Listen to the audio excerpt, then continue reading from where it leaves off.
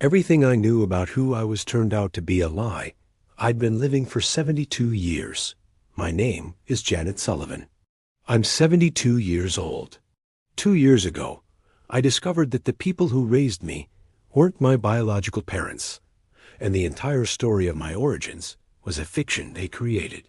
I grew up in a small town in Iowa as an only child.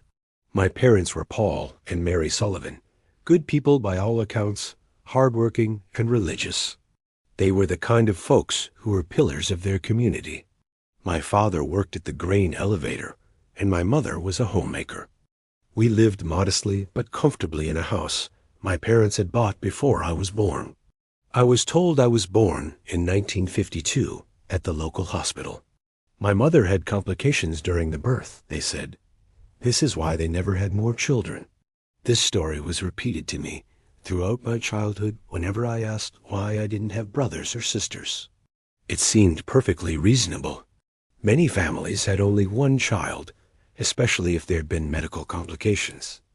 I had a normal childhood as far as I knew. I went to the local schools, had friends, played outside until dark in the summers, helped my mother with housework, went to church every Sunday. My parents were affectionate in their way, though not particularly demonstrative. They were of a generation that didn't talk much about feelings or expressed love through hugs and kisses. But I never doubted they cared about me. There were small things over the years that didn't quite add up, but I never paid much attention to them. I didn't look particularly like either of my parents. I was tall and dark-haired while they were both short and fair. People would comment on it sometimes, saying I must take after some distant relative, and my parents would nod vaguely and change the subject. I also noticed as I got older that my parents seemed uncomfortable whenever I asked about my birth or early childhood. They had very few photos of me as a baby, which they attributed to not having much money for film in those days. They didn't have any stories about my birth itself, nothing about the labor or the hospital or bringing me home. When I'd ask, my mother would get this tight expression and say she preferred not to dwell on it because it had been such a difficult experience. I accepted these explanations because why wouldn't I? These were my parents. They'd raised me, fed me, clothed me, sent me to school, taken care of me when I was sick. The idea that they might be lying about something as fundamental as who I was never crossed my mind. I got married at 23 to a man named Robert, who I'd known since high school. We moved to Des Moines, where Robert had a job. We had 2 children, a son and a daughter, and settled into a life that looked a lot like my parents' lives had looked. Stable, unremarkable, comfortable. My parents died within 2 years of each other, my father in 1995 and my mother in 1997. I grieve them the way you grieve people who've been constants in your life. After my mother died, I inherited their house and spent several months going through decades of accumulated possessions, deciding what to keep and what to discard. That's when I found the box. It was in the back of my mother's closet, behind old coats and shoe boxes, clearly hidden. It was a small wooden box, locked, and I had to search for quite a while before I found the key tucked into an envelope in her dresser drawer. Inside the box were documents I'd never seen before. A birth certificate, but not mine. A baby girl born in Chicago in March 1952 to a woman named Catherine Hayes. The baby's name was listed as Catherine Marie Hayes. There was a death certificate for the same baby, dated April 1952.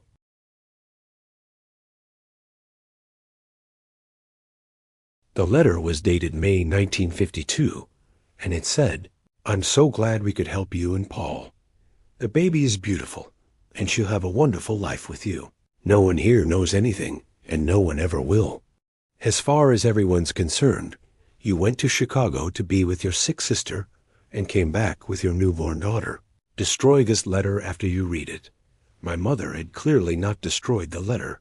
She'd kept it hidden for 45 years. I sat on the floor of my mother's bedroom with these documents, trying to make sense of what I was reading.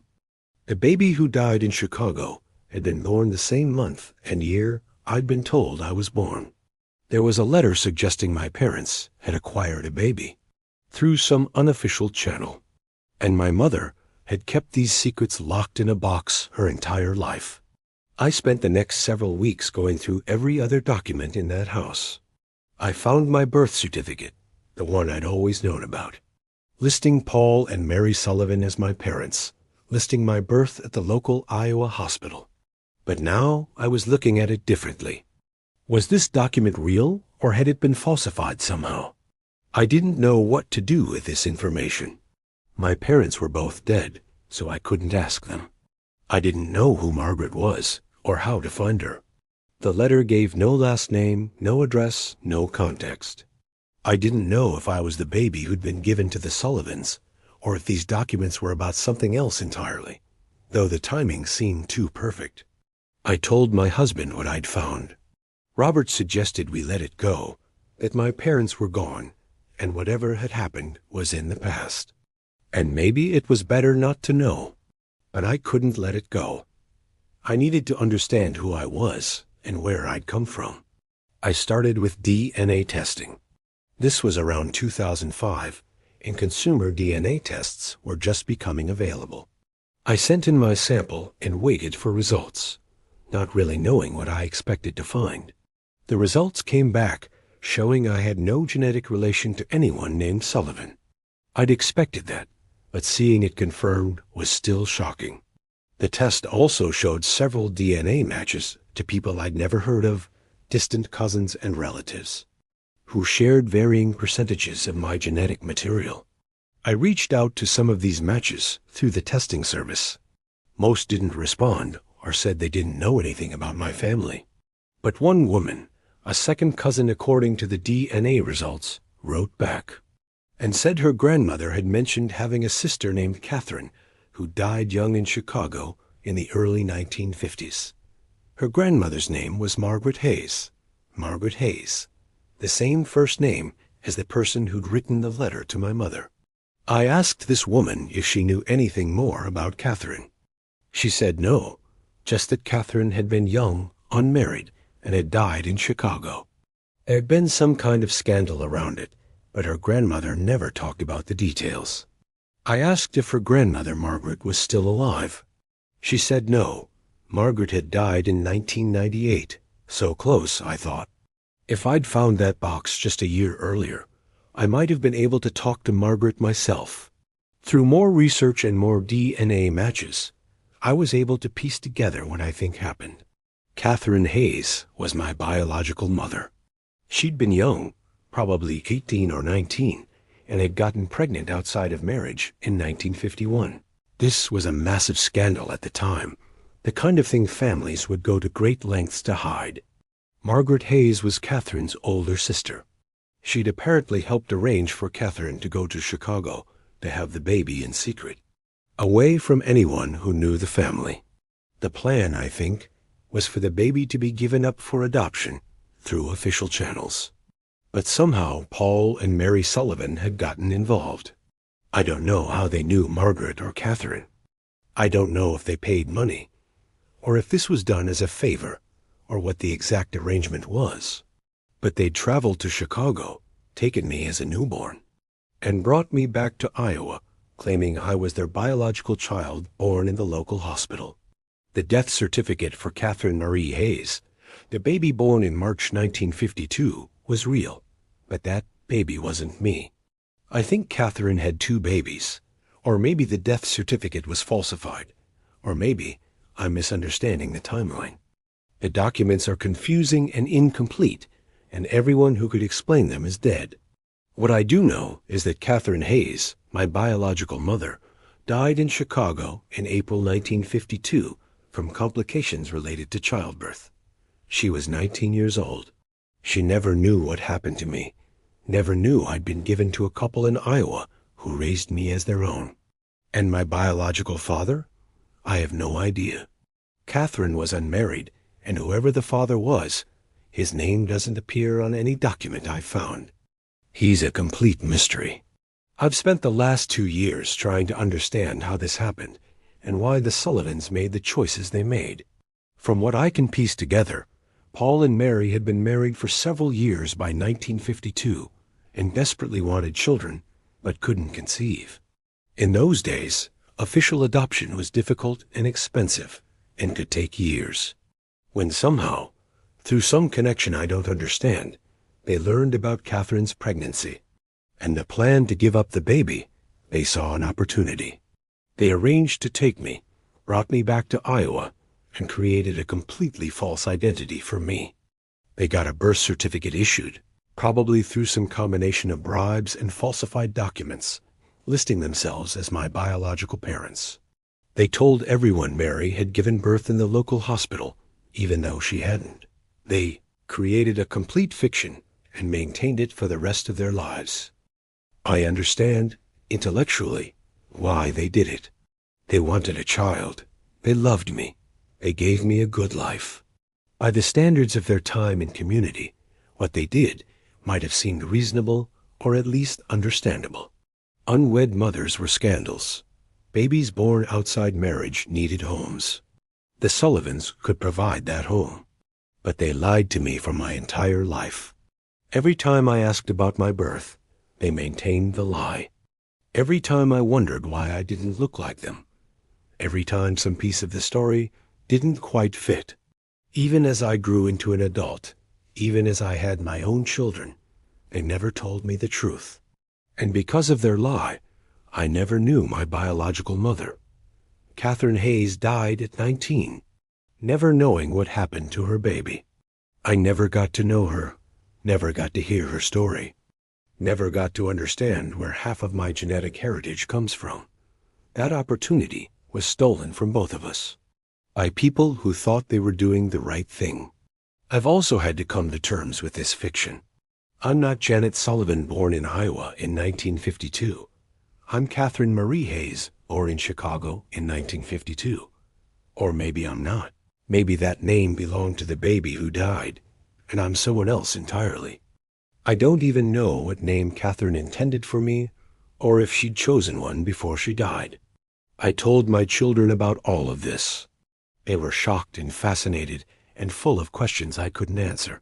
My daughter wanted to do more DNA research, try to find more relatives on Catherine's side. My son was angry at his grandparents for lying, even though they'd been dead for years by the time we learned the truth. I've connected with a few distant cousins on Catherine's side of the family, people who share my DNA, but who I have no actual relationship with. They've been kind and welcoming, but it's strange. These are people who are genetically my family, but who feel like strangers. The Sullivans who raised me feel like my real family, even though we share no DNA, and they lied to me. I think about Catherine a lot. I found one photo of her through a relative, a faded picture, from the early 1950s, showing a young woman with dark hair smiling at the camera. I look like her. The resemblance is unmistakable. That's me in 60 years. That's where my height and my hair color come from.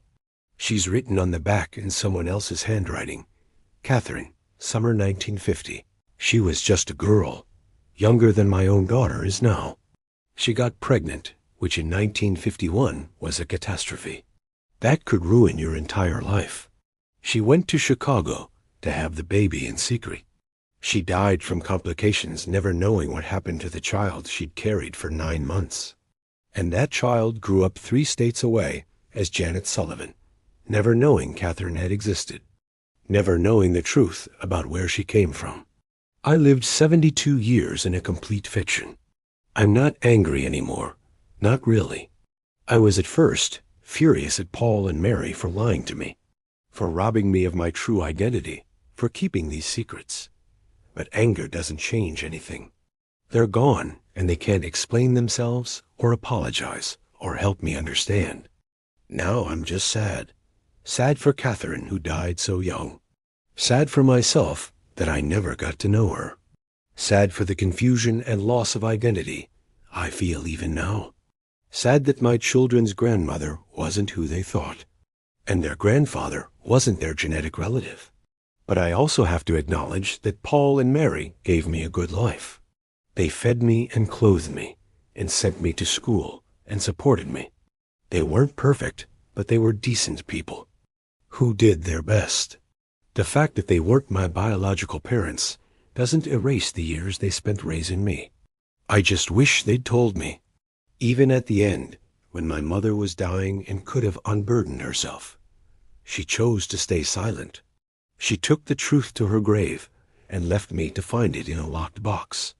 If you're keeping secrets from your children about who they are or where they came from, please reconsider. I know the reasons might seem good. You might think you're protecting them, or that the truth is too complicated, or that what they don't know can't hurt them. But you're wrong. The truth matters. Identity matters. Knowing where you come from and who your people are matters in ways that are hard to articulate, but deeply important. When you lie about these fundamental things, you create a false foundation, and everything else is built on. And when that foundation cracks, everything becomes unstable. I'm 72 years old. I spent the first 70 years of my life as one person, and the last 2 years trying to figure out who I actually am. I'm still Janet in most ways that matter. I'm still Robert's wife and my children's mother. I still have the same memories and experiences. But I'm also Catherine's daughter, a fact I only learned when it was far too late to mean anything. I carry her genetics and probably some of her traits and characteristics, things I might have understood better if I'd known about her. I'm connected to a whole family I never knew existed, people who are strangers to me, but who share my blood. And I'm the keeper of a secret that Paul and Mary took to their graves. A secret about lies and falsified documents, and a young woman who died never knowing what happened to her baby. It's a heavy burden to carry at 72, this knowledge that my entire life was based on a deception. But it's the truth. And however painful it is to learn, truth is better than lies. I'd rather know who I am, even if it's complicated and sad and confusing, than continue living in the comfortable fiction my parents created. So that's my story.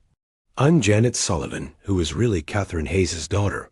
I'm a 72-year-old woman who just found out who she is. And I'm still trying to figure out what that means and how to live with it. All I know is that secrets like this don't protect anyone.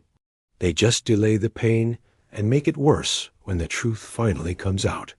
And the truth always comes out eventually. Always.